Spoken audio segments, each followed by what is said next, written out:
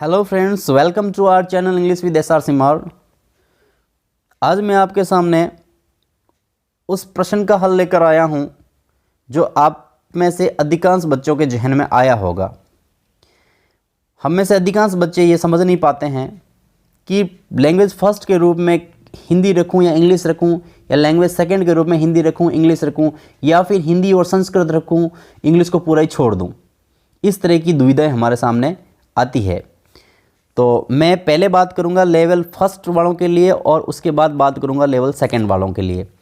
Level first BSTC वालों के लिए, यानी कि वह अभ्यर्थी जो फर्स्ट से फिफ्थ क्लास तक के टीचर बनना चाहते हैं। या ये बताना ज़रूरी है कि लेवल फर्स्ट में बीएड वाले बैठेंगे या नहीं बैठेंगे, वो सरकार का काम है, वो कानूनी प्रक्रिया है, उसके बारे में मैं डिस्कस नहीं करूँगा। मैं उन बच्चों के लिए बात कर रहा हूं जो बीएसटीसी के है और वो लेवल फर्स्ट में ही बैठने वाले हैं, उनके लिए और कोई विकल्प नहीं है। तो ये बात बता दूं मैं आपको कि लैंग्वेज फर्स्ट और लैंग्वेज सेकंड के रूप में आपके पास भाषा चयन के लिए 7 भाषाएं रखी गई है। हिंदी, इंग्लिश, संस्कृत, सिंधी, उर्दू, गुजराती और पंजाबी। लैंग्वेज फर्स्ट के रूप में वह काफ़ी बच्चे सोच रहे हैं कि मैं हिंदी रखूँ या इंग्लिश रखूँ। तो मैं आपको ये बताता चलूँ कि कभी आपने इंग्लिश लिटरेचर पढ़ी है या इंग्लिश लिटरेचर के स्टूडेंट हो आप, या फिर हिंदी को आपने पढ़ा है, तो लैंग्वेज फर्स्ट जो आपकी होगी वो उसके अंदर जो क्वेश्चन आएंगे ना, वो ग्रामर के क्वेश्चन आएंगे। हाँ मित्रों, व्याकरण के क्वेश्चन आएंगे।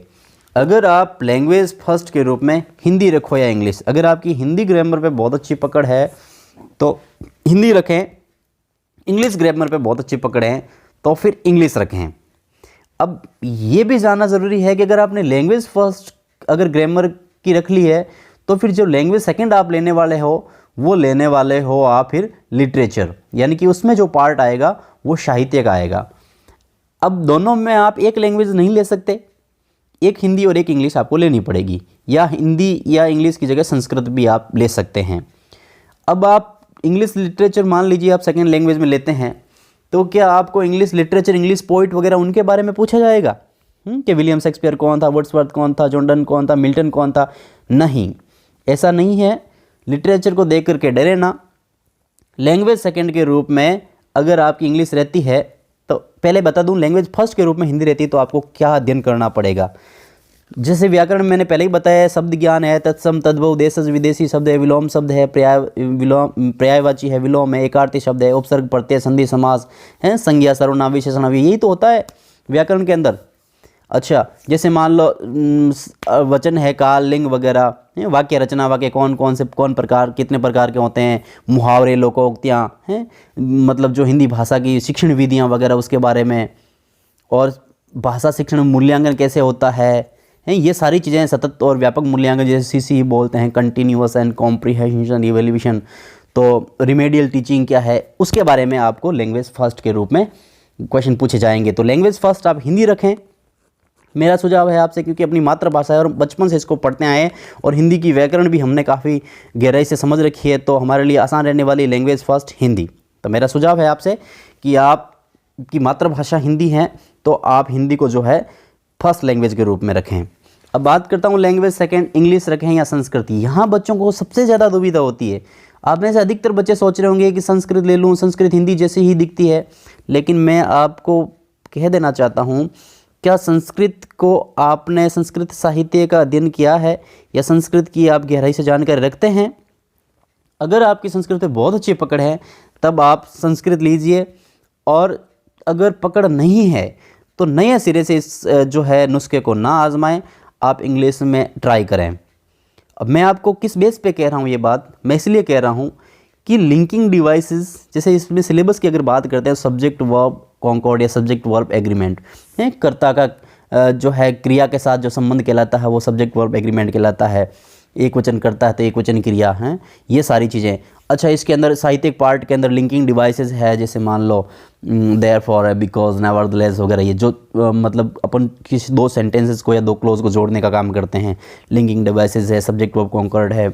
Identification of alliteration, simile, metaphor, personification, assonance, rhyme. मेरे कहने का मतलब ये साहित्यिक है ना, जैसे नहीं होता अलंकार है, उत्प्रेक्षा अलंकार, उपमा अलंकार, रूपक अलंकार, मानवीकरण अलंकार, ये कुछ 3-4 अलंकार देखिए, बहुत सरल सरल क्वेश्चन आते हैं।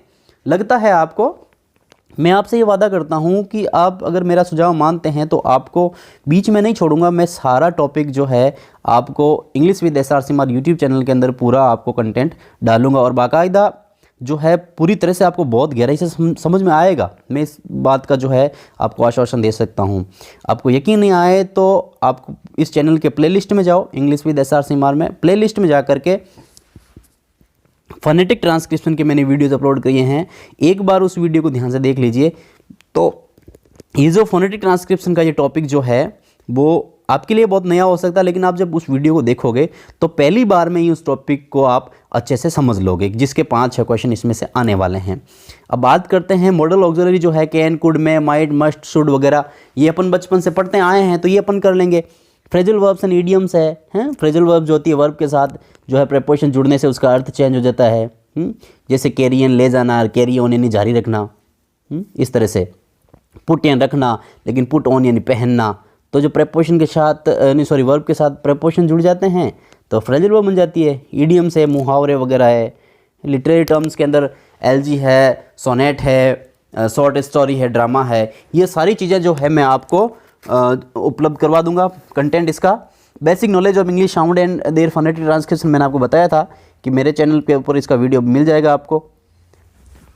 आगे है कि प्रिंसिपल ऑफ टीचिंग इंग्लिश, अंग्रेजी शिक्षण के सिद्धांत जो है communicative approach to English language teaching, challenge of teaching English, language difficulties, errors and disorders, ये सारी चीज़ें जो है इसके कंटेंट में आपको आपके जो है रीट भर्ती परीक्षा तक मैं आपके साथ रहूँगा, वहाँ आपको सारा मिल जाएगा। मेथड्स ऑफ इवैल्यूएशन, मूल्यांकन का जो तरीका है, या रिमेडियल टीचिंग है या उपचारात्मक शिक्षण, इसका भी मैं आपको जो है सारी जानकारी आपको अवेलेबल करवा दूँ। यहाँ ये बताता चलूँ, अगर आप अंग्रेजी सेंटेंस को पढ़ करके समझ सकते हैं तो आपको 100% मैं यही सुझाव दूंगा कि आप इंग्लिश लिटरेचर ही लैंग्वेज सेकंड के रूप में रखें। 100% इंग्लिश सेंटेंस को देख करके आप समझ सकते हो। कुछ वर्ड ऐसे हो सकते हैं जो आपको समझ में नहीं आए कुछ वर्ड्स, लेकिन आप समझ सकते हो कि हाँ ये क्या पूछना चाह रहा है, तो आपको लेना चाहिए। और अगर आप लाइन ही नहीं पढ़ सकते, समझ ही नहीं सकते, आपको वर्ड्स ही पढ़ने नहीं आ रहे हैं और आपको पता नहीं आप क्या पढ़ रहे हो, तब आप इंग्लिश ना लेकर के आप संस्कृत के बारे में सोच सकते हैं। या फिर अगर आपने संस्कृत साहित्य को कहीं पढ़ा है या संस्कृत को आप पढ़ करके अच्छे से समझ सकते हैं, तो आपकी इच्छा है कि फिर आप संस्कृत लें। लेकिन व्यक्तिगत तौर पे मेरा सुझाव है कि लैंग्वेज फर्स्ट हिंदी रखें और लैंग्वेज सेकंड जो है वो इंग्लिश रखें। ये चीज़ अच्छा, उम्मीद करता हूँ कि आपको मेरी बात जो है पसंद आई होगी। ये मैं जो भी बातें कह रहा हूँ मेरे अनुभव के आधार पर कह रहा हूँ और मुझे लगता है कि आपके लिए बेहतर साबित होने वाली है। लैंग्वेज फर्स्ट आप हिंदी अच्छे से अध्ययन करें, लेकिन लैंग्वेज सेकंड जो मैं आपको इंग्लिश के लिए आश्वासन दे रहा हूँ, तो मैं आपसे वादा करता हूँ कि आपको लैंग्वेज सेकंड का सारा content English with SR Simar YouTube channel के ऊपर मिलेगा। और आश्वासन देता हूँ इस बात का कि परीक्षा में अधिकांश जो है प्रश्न उसी कंटेंट से पूछे जाएंगे। तो प्लेलिस्ट के अंदर एक वीडियो दिया हुआ है इंग्लिश विद SR सिमार के अंदर, चैनल के अंदर फोनेटिक ट्रांसक्रिप्शन का, एक बार जाइए उसको देखिए, समझ में आए तो मैं और वीडियो जो है अपलोड करूँगा। अगर ये जानकारी पसंद आई है तो आप अन्य दोस्तों के साथ साझा करें। Thank you for watching this video.